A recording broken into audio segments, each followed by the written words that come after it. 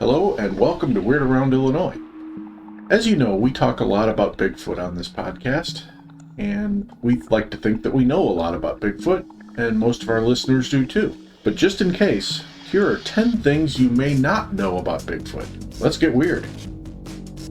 So, number one is that Bigfoot likes sweets. One thing for sure that I've heard of is apples. I don't know about other fruit, but I know I've seen apples in like different Bigfoot shows. Yeah, and sometimes fermented apples too, like when they're making moonshine and stuff with apple flavor in it. When the apples start to ferment, they like it. I've also heard of them leaving donuts. Oh. Honey buns, which apparently is a popular prison snack from the various jail shows that I've watched.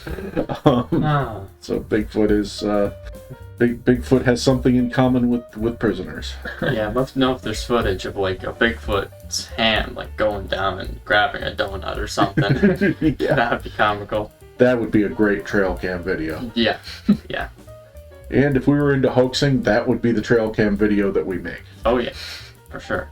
Number 2, Bigfoot may have psychic or telepathic abilities. There are a lot of people who claim that when they look into a Bigfoot's eyes, it feels like he's reading their mind, or that he's implanting thoughts in their mind. And some people claim that they have forgotten encounters with Bigfoot, only remember them days later, or under hypnosis, or things like that. So they believe Bigfoot's doing a Jedi mind trick on them or something. And some people claim that a Bigfoot may have psychic abilities, and that's why he's never where you think he's going to be, and he always manages to avoid the camera. It's because he knows what's coming and gets out of the way. Number 3, Bigfoots may bury their dead.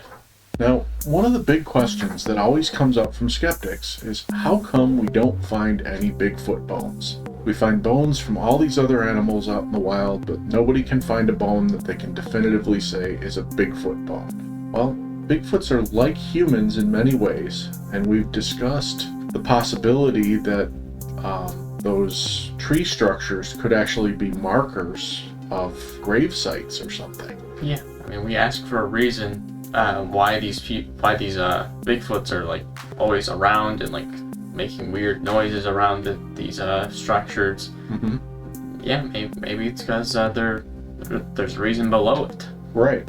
So they could be burying their dead, which means their bones are always going to be underground and we're not going to find them. Yeah.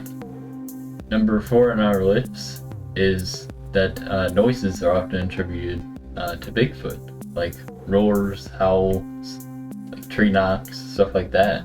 There's really like a wide variety of sounds that could be attributed with them.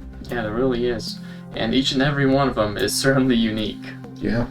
Mm-hmm. We've also heard people talk about screams and whistles, and I've even heard some people, and I know these cryptid legends get kind of intertwined sometimes, but I've heard people talk about Bigfoot like sounding like a human talking gibberish, like saying words that nobody understands, and then also the crying baby sound. Now that one, I know when you hear crying baby, you immediately think skinwalker or sometimes dog man, trying to lure somebody in, but I've definitely heard it in conjunction with Bigfoot as well.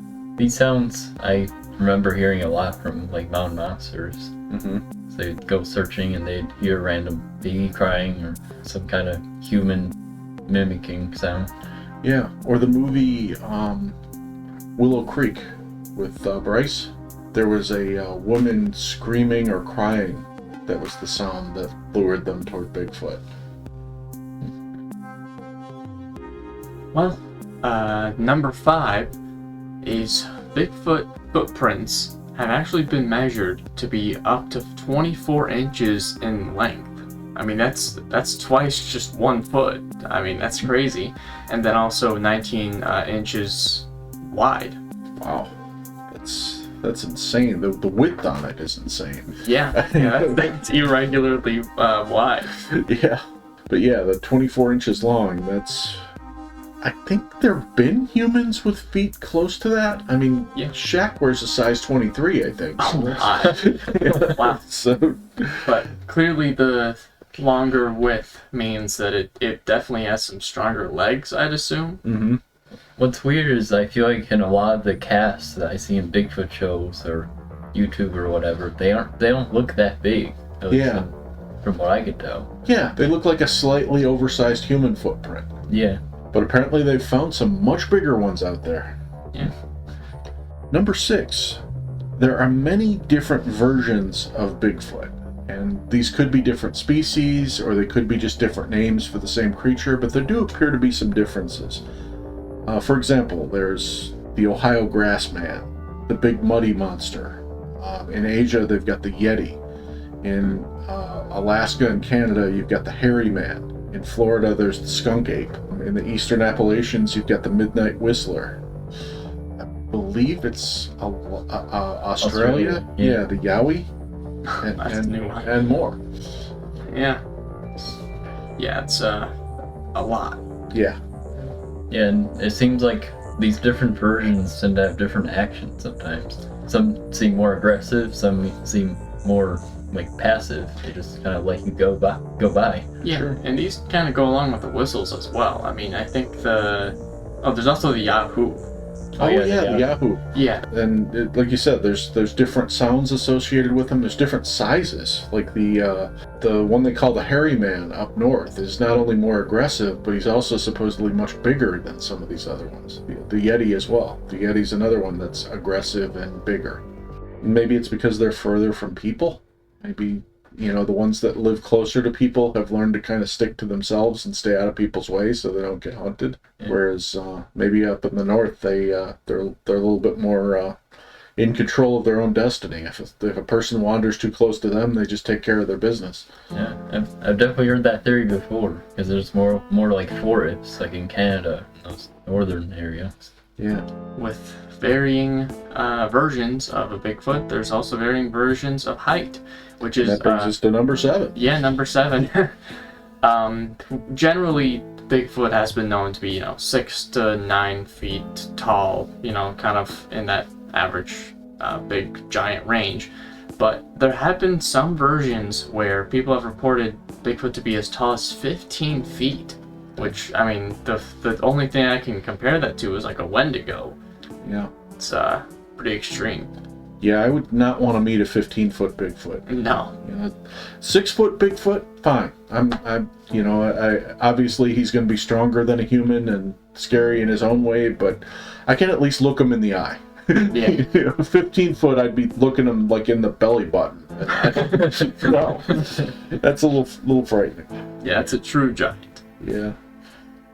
Number 8 is that Bigfoot's hair can be different colors, like black, brown, red, gray, white, whole variety again.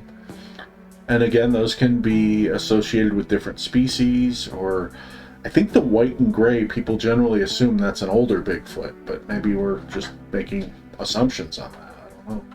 Maybe. And then number 9 is in the mid-1990s, every state has reported a Bigfoot sighting except for Hawaii. I believe Hawaii has had like little people sightings, but those are different. Yeah, that's. I remember they brought those Hawaiians on the Bigfoot hunt with them on Finding Bigfoot, and they were talking about the little people in Hawaii that is like their cryptid. Yeah. Oh, so they have the opposite Yeah. way. But yeah, that's 49 states with Bigfoot sightings, not to mention all the other countries and such. So, yeah, number 10. And our final one, it goes much farther back, but the name Sasquatch became popular back when there were colonizers across America, or across the Americas, all of North America. The Native Americans that were already here, Native American tribes, actually called the creature Sasquatch, or Sasquatch to Sasquatch. It varied a little bit, but those were the main two in most tribes. And that it was like that before, obviously, it got changed into the English language, which I also learned is called Anglicization, something like that. Anglicization, I guess. Anglicization, yeah. Anglicization, yeah, because it's an Anglican language. Yeah. it's so American of us, isn't it? It's Yeah. you know there's a word that we can't pronounce, so we just change it to something we can pronounce and tell everybody else from now on this is the word. Oh yeah, but I believe it was actually the British that did that. Yeah. So, yeah. Well, the British became the Americans. Same attitude. Yeah. Yeah, it's just classic. You know, the Native Americans come to us and talk about Sasquatch, and we're like, so where is this Sasquatch you're talking about? Apparently in the West Coast of the Americas. Yeah. Or if you want to look at the other, so tell me, where is this Sasquatch chap you're speaking of? Yeah. So those are our 10 facts about Bigfoot. We hope you learned a little bit today. And if you didn't, we apologize. We'll try to go deeper next time. But if you have some facts you'd like to share with us about Sasquatch, we would love to hear it. Or if you've seen a Sasquatch, we'd love to hear about it. As always, thank you for listening and thank you for subscribing.